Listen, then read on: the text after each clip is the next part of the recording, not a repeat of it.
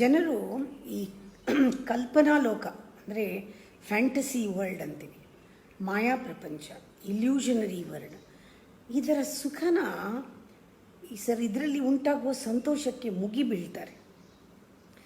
ಅದು ನಮಗೆ ಪ್ಯಾರಲಾಗಿ ಗೊತ್ತಾಗ್ತಿರುತ್ತೆ, ಇದು ಸತ್ಯ ಅಲ್ಲ, ಇದು ಹೊರಟೋಗುತ್ತೆ, ಇದು 5 ನಿಮಿಷ ಇರೋದು, ಈ ಖುಷಿ 5 ನಿಮಿಷ, 1 ನಿಮಿಷನೂ ಇಲ್ಲ, ಇದು ಗೊತ್ತಿದೆ ಆದರೂ ಪರವಾಗಿಲ್ಲ. ಸತ್ಯ ಮಾತ್ರ ಬೇಡ. ಸತ್ಯ ಯಾವಾಗಲೂ ಕಠಿಣ, ಕುರೂಪ. ವಯಸ್ಸಾಯಿತು ಅಂತ ಒಪ್ಕೊಳ್ಳೋದು ಕುರೂಪ, ಸತ್ತೋಗ್ತೀನಿ ಅಂತ ಒಪ್ಕೊಳ್ಳೋದು ಕುರೂಪ.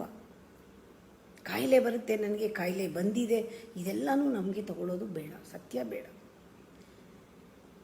ಆ ಫ್ಯಾಂಟಸಿಗೆ ಲಿಮಿಟ್ ಇದೆ, ಹಾಗೆ ಅದು ಮಾಯವಾಗ್ಬಿಡುತ್ತೆ.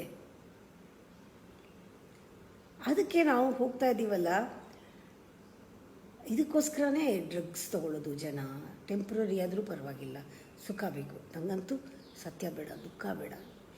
ನೋಡೋಕ್ಕೆ ಎದುರಿಸೋಕ್ಕಾಗಲ್ಲ, ಜೀವನನ ಎದುರಿಸೋಕ್ಕೆ ಹಿಂಜರಿಯೋರು ಈ ಥರ ಆಲ್ಕೋಹಾಲು, ಈ ಥರ ಅಡಿಕ್ಷನ್ಗೆಲ್ಲ ಬೀಳ್ತಾರೆ. ಮೆಡಿಟೇಷನಲ್ಲಿ ಸತ್ಯ ಅಸತ್ಯವನ್ನು ಮೀರಿದ ಸ್ಥಿತಿ ಕೊಟ್ಟೋಗ್ತೀವಿ. ಆವಾಗ ಈ ಪ್ರಾಬ್ಲಮ್ಮೇ ಬರಲ್ಲ, ಈ ಅಡಿಕ್ಷನ್